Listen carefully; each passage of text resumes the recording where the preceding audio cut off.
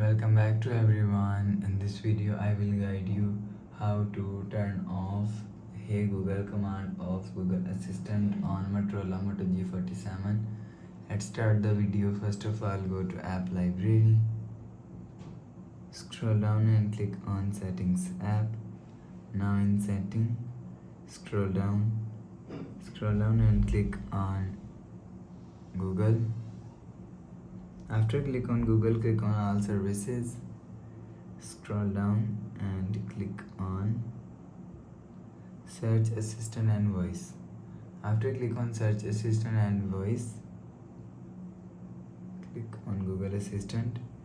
If you want to turn off Hey Google command, so you will see here showing you Google command, so turn off Google command.